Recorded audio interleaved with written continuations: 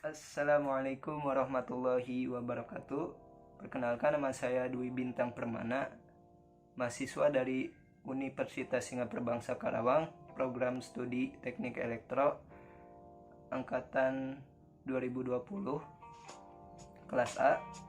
Pada kesempatan kali ini saya ingin mengajak teman-teman semua untuk mengenalkan ada apa aja sih di Teknik Elektro Universitas Singapura Bangsa Karawang dan berbagai macam bidang-bidang konsentrasinya. Tanpa berlama-lama, mari kita simak video ini.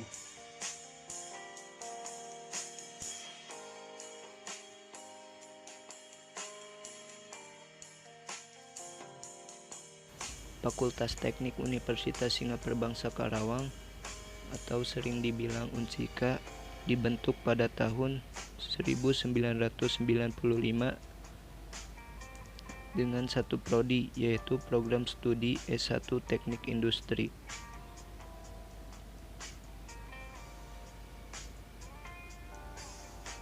Fakultas Teknik UNSIKA pada 1998 kembali membuka prodi D3 Teknik Mesin yang mendapatkan status terdaftar dari Dirjen Dikti.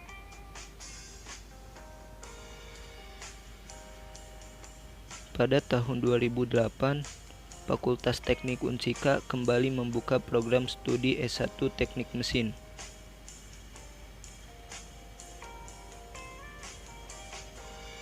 Kemudian, dengan meningkatnya kebutuhan jurusan permintaan dari dunia industri terhadap ahli dari keteknikan dalam dunia industri dalam teknik elektro, terutama pada elektro tenaga listrik dan elektro kontrol, maka pada tahun 2014 Fakultas Teknik kembali mengajukan pembukaan prodi terbaru, yaitu prodi S1 Teknik Elektro. Dari pengusulan yaitu berstatus terakreditasi dengan nilai C. Namun, semakin berkembangnya prodi Teknik Elektro dan semakin banyaknya prestasi internasional yang diperoleh prodi Teknik Elektro, saat ini prodi Teknik Elektro telah meraih akreditasi dengan nilai B.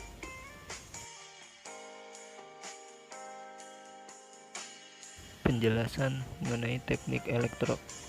Listrik dan teknologi tidak pernah lepas dari kehidupan kita sehari-hari, dari bangun hingga kembali terlelap. Salah satu ilmu yang mempelajari kelistrikan adalah teknik elektro. Teknik elektro merupakan suatu ilmu yang mempelajari pengaplikasian listrik pada kehidupan sehari-hari. Pemanfaatan dari teknik elektro yaitu memanfaatkan energi dari elektron-elektron yang kemudian diaplikasikan kepada teknologi. Teknik elektro dibagi atas dua bagian, yaitu arus lemah dan arus kuat. Arus lemah mempelajari tentang elektronika, telekomunikasi, dan teknik kendali. Biasanya dalam pengaplikasiannya dapat dijumpai di kehidupan sehari-hari, seperti penanak nasi, komputer, handphone, kulkas, setrika, dan lain sebagainya. Sedangkan untuk arus kuat sendiri mempelajari tentang pendistribusian kelistrikan sehingga sampai kepada konsumen. Dasar pembelajaran teknik elektro meliputi matematika, fisika, dan kimia. Teknik elektro mempunyai banyak konsentrasi bidang ilmu pembelajaran. Tetapi di Universitas Singapura Bangsa Karawang, Teknik Elektro ada 4 cabang bidang ilmu yang akan dijelaskan pada video ini. 4 bidang tersebut diantara lainnya yaitu bidang elektronika, bidang telekomunikasi, bidang sistem tenaga listrik, dan bidang kendali dan komputer. Nah, berikut kita paparkan lebih jelasnya lagi satu persatu.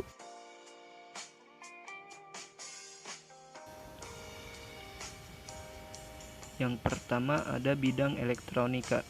Bidang elektronika merupakan salah satu konsentrasi bidang ilmu teknik elektro yang mempelajari mengenai listrik arus lemah, antara lain rangkaian listrik, transistor, IC, dan sebagainya, dan sedikit mengenai listrik arus kuat. Pengaplikasiannya tentu pada barang-barang elektronik yang mengkombinasikan antara sistem kendali dan arus listrik yang lemah. Cara kerja dari elektronika menggunakan cabang keilmuan fisika, di mana elektronika memanfaatkan elektron atau muatan listrik untuk komponen-komponen aktif dan pasif.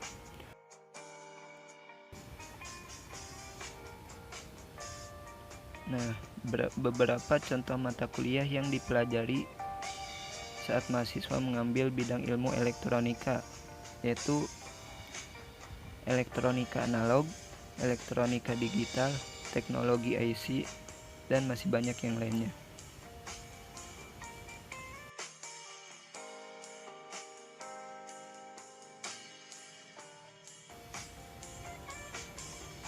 Nah, yang kedua ada bidang telekomunikasi. Bidang telekomunikasi merupakan salah satu konsentrasi bidang ilmu pecahan dari teknik elektro yang mempelajari arus lemah. Telekomunikasi sendiri adalah ilmu yang mempelajari tentang penyampaian informasi dan berkomunikasi dari jarak jauh.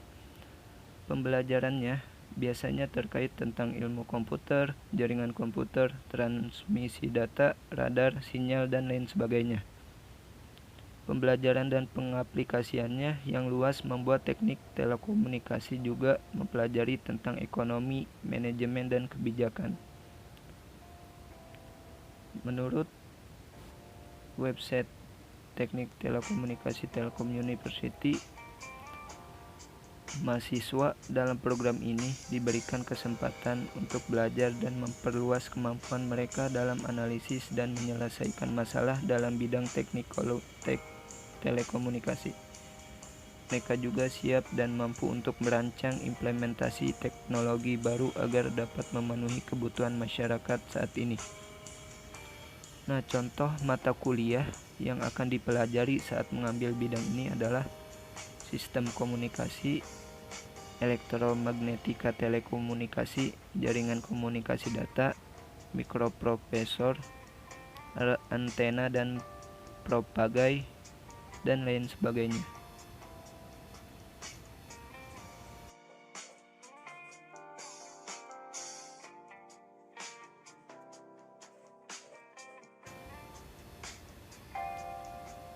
Yang ketiga, ada bidang sistem tenaga listrik. Bidang sistem tenaga listrik merupakan salah satu konsentrasi bidang ilmu teknik elektro yang mempelajari arus tinggi, atau juga bisa mempelajari bagaimana permasalahan dalam mengelola listrik untuk disalurkan kepada konsumen. Serta sistem tenaga listrik juga secara khusus berkaitan dengan pembangkitan dan transmisi daya listrik dari satu tempat ke tempat lain. Seperti yang kita tahu bahwa listrik tidak pernah terlepas dari kehidupan kita sehari-hari. Bahkan untuk sekarang, jika listrik tidak ada walau hanya sesaat, semua kegiatan dan aktivitas akan terganggu. Seperti sinyal internet tidak ada, beberapa transportasi seperti KRL akan terhenti, bahkan dokter pun tidak bisa memeriksa pasiennya karena gelap dan alat-alat elektronik pada rumah sakit tidak bisa dioperasikan, dan masih banyak masalah lainnya. Maka dari itu, mahasiswa yang berminat mempelajari teknik tenaga listrik atau sistem tenaga listrik ini harus mempersiapkan diri dengan baik untuk mengembangkan dan menyalurkan teknologi tenaga listrik yang lebih canggih dan efisien. Nah, beberapa contoh mata kuliah yang akan dipelajari saat mengambil bidang sistem tenaga listrik ini diantaranya elektronika daya, mesin-mesin listrik, instalasi listrik, manajemen daya, dan lain sebagainya.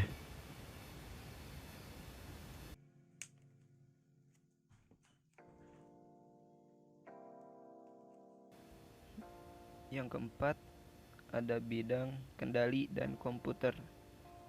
Bidang kendali dan komputer merupakan salah satu konsentrasi bidang ilmu teknik elektro yang mempelajari kestabilan sistem, Ilmu ini tidak hanya dipakai di bidang teknik elektro saja, tetapi juga di bidang teknik lain seperti teknik mesin, teknik kimia, dan lain-lain. Akan tetapi karena banyak dikembangkan oleh insinyur teknik elektro, maka ilmu ini banyak dipelajari di jurusan teknik elektro. Teknik kendali dan komputer ini tidak mempelajari sistem secara mendalam. Yang terpenting mengetahui hubungan antara masukan dengan keluaran sistem, maka sistem bisa dikendalikan. Sistem yang dikendalikan bisa berupa peralatan elektrik, mesin, bahkan ada yang mencoba menerapkan pengendalian sistem ekonomi. Mempelajari tentang kendali, aplikasi, dan teknologi. Nah, pada teknik kendali dan komputer, mahasiswa bisa mempersiapkannya agar bisa menciptakan berupa hasil perintah. Pengaplikasian yang paling umum adalah pengendalian pada sistem robot. Selain itu, pada bagian komputer sebagai contoh, mahasiswa akan diajarkan bagaimana membuat suatu aplikasi yang dapat dioperasikan pada komputer. Ada beberapa pelajaran yang akan dipelajari atau mata kuliah yang dipelajari jika memilih konsentrasi teknik kendali dan komputer ini. Di antaranya dasar sistem kendali, komunikasi data, kriptografi, sistem kendali digital, dan lain sebagainya.